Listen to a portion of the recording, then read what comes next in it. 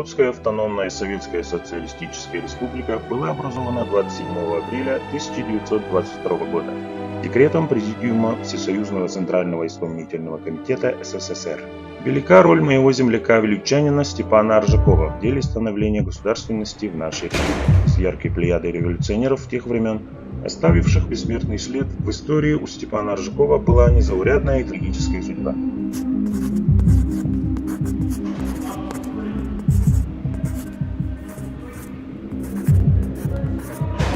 Будущий революционер, красный командир и народный комиссар родился в городе Вилюйске в семье плотника Максима Ильича Аржакова. Учился в местной миссионерской церковно-приходской школе, затем окончил Вилюйское высшее начальное училище. В 1915 году поступил в Якутскую учительскую семинарию, где учился с будущими своими верными товарищами и соратниками Айонским, Аммосовым, Бараховым и другими.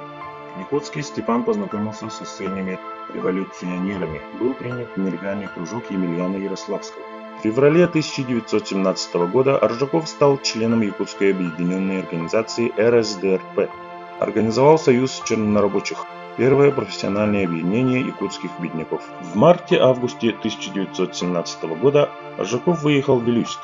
Там при содействии известного педагога и краеведа Петра Хрисанфовича Староватова образовал ячейку Союза чернорабочих. Союз вилюйских чернорабочих и зеленых плотников стал первой революционной организацией в этом округе. Степану Аржакову тогда было всего 18 лет. Именно в это время открылись его блестящие организаторские способности и его дальновидность как руководителя.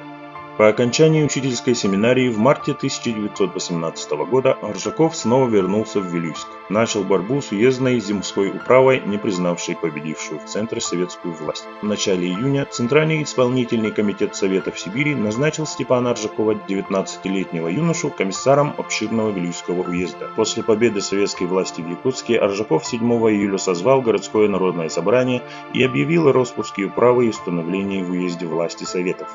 Вскоре новая власть в Якутии пала. Аржаков с товарищами оказались в тюрьме. Он и здесь оставался одним из тех, кто готовил декабрьское вооруженное восстание 1919 года в Якутске, после успеха которого вернулся в Вилюйск уполномоченным революционного штаба с целью окончательного установления советской власти в Вилюйском округе. В марте 1920 года Аржакова позвали в Якутск и назначили уполномоченным Губчика.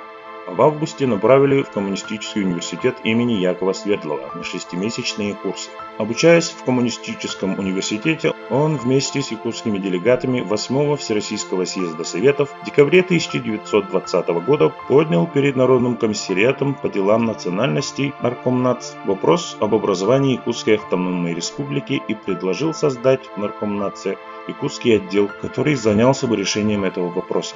Наркомнац согласился с предложением Аржакова и назначил его заведующим якутским отделом, который начал функционировать с 8 февраля 1921 года. Задачи отдела входили: разработка и представление в соответствующие органы РСФСР законопроектов, касающихся Якутии, содействие материальному снабжению области, ознакомление центральных органов с жизнью и нуждами местного населения, издание в типографиях Москвы и Петрограда литературы на якутском языке и многое другое. 24 апреля 1921 года Степану Аржакову поручили подготовить проект якутской автономии, и уже 16 мая Степан Максимович сделал на коллегии Наркомнатца соответствующий доклад. После обсуждения коллегия одобрила главный вывод докладчика предоставить Якутии статус автономии.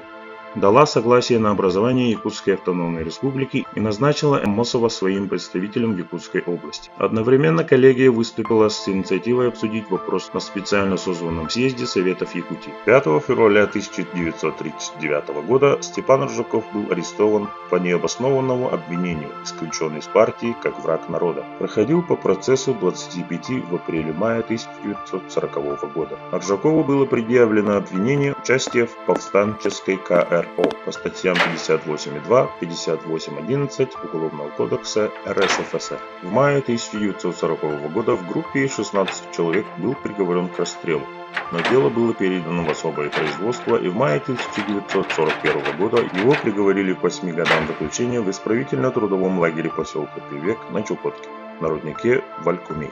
В январе 1942 года его опять заключили в следственный изолятор Чалумского РО НКВД. 5 марта 1942 года приговорили к высшей мере наказания – расстрелу военным трибуналом войск НКВД по Дальстрою. 17 мая 1942 года приговор был приведен в исполнение.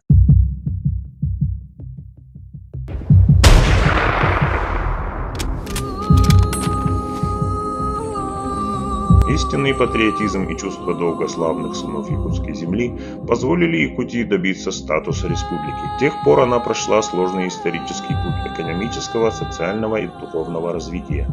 Семья: Степан Максимович, сын Галилей, дочь Клара, жена Варвара Ивановна и дочь Аиля. 1938 год. Старожилы города Вилюйска с особой теплотой вспоминают своего земляка Степана Жакова. 27 сентября 1990 года, когда при активной поддержке населения республики была провозглашена Декларация о государственном суверенитете, Якутия снова воспряла духом и с надеждой всматривалась в свое будущее.